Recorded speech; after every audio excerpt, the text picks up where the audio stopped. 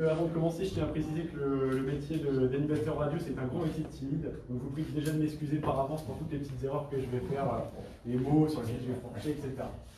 Donc, je remercie tous les présents, monsieur Eric Canel, qui représente monsieur Philippe Marigny, maire de Compiègne, qui est avec nous ce soir. Monsieur le maire de Herbe, Grégory Palandre, qui a soutenu le projet, mais qui ne va pas pouvoir être là ce soir, malheureusement. Alexis Mancel, qui est avec nous, conseiller régional. Merci Alexis d'être venu. Mesdames et messieurs les maires, mesdames et messieurs les élus, les présidents d'associations, les partenaires, les clients, bon, un petit peu tout le monde, les amis, merci à tous d'être là ce soir. Chers journalistes, chers confrères, tout d'abord, je vous remercie d'être présents ce soir. Alors, ce soir, on inverse un petit peu les rôles, puisqu'habituellement, c'est nous, on va derrière les interviews, on fait les petits articles sur les inaugurations. Bah là, du coup, on va inverser les rôles aujourd'hui, ça va être assez sympathique. Happiness Radio, c'est donc ce que l'on appelle une radio digitale. Vous pourriez ajouter beaucoup de mots. Radio locale, indépendante, dynamique, de proximité, j'en passe, mais c'est avant tout un projet qui est né dans une chambre d'adolescents dans la ville de Hermes il y a bientôt 3 ans.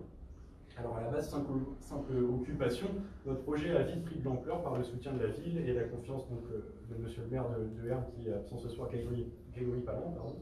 Nous avons fait l'acquisition d'un local associatif qui a été vite transformé en studio de radio, en rédaction, en cabine de production, en studio de télé. L'équipe aussi s'est agrandie au fur et à mesure du développement pour arriver à près de 80 bénévoles aujourd'hui. Les auditeurs aussi sont arrivés au fur et à mesure avec des audiences en hausse à près de 30% par moment. D'ailleurs, ça s'est passé il y a quelques mois de ça, donc on est assez content. C'est l'arrivée d'un second studio, prêté gracieusement par la ville de Chambly et par monsieur le maire David Lazaros, qui est absent ce soir, qui nous a accordé sa confiance. Ça nous a donc permis de développer notre projet sur un territoire plus large. Ça a aussi permis à nos bénévoles de faire moins de kilomètres pour rejoindre nos locaux. Notre radio s'est donc développée encore et encore avec la création d'un poste de service civique. C'est le barbu sur le côté. Et puis bien sûr l'accueil de nombreux stagiaires, passe permis. Et puis aussi l'élargissement d'une grille des programmes pour passer ces marqueurs en gros, on en est fiers, à plus de 45 heures d'émission par semaine. Donc voilà, et notre but c'est voilà, de devenir la web radio de référence de l'Oise et d'assurer une présence locale au maximum. Alors pour moi une radio de proximité se doit d'être le plus possible au contact de ses auditeurs, plus que de simples consommateurs de contenu. Moi je les considère comme des amis que je recevrai chez moi et à qui je voudrais faire plaisir tout simplement. Et à ça on rajoute une petite touche de professionnalisme et un petit peu de contenu sur mesure, diffusé au gré des envies, au gré des tendances. Tout en gardant, et j'insiste sur ce point, une empreinte locale.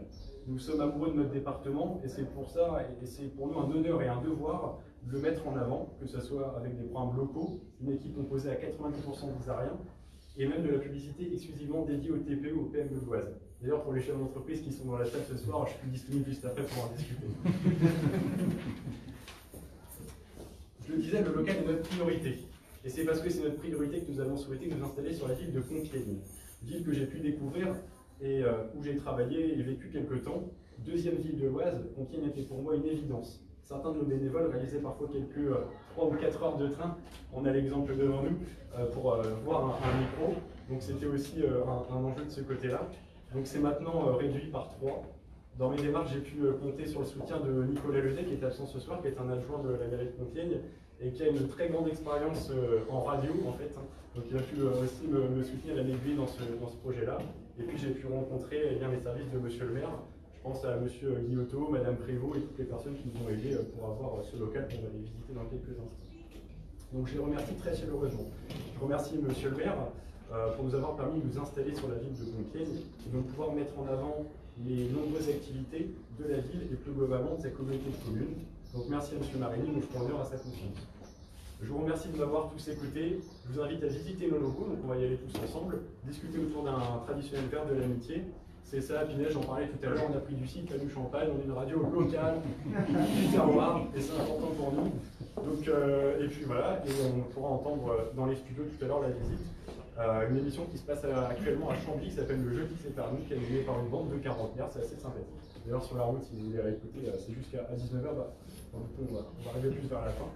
Voilà, merci à tous de m'avoir écouté, et puis Compiègne, c'est parti, merci à tous.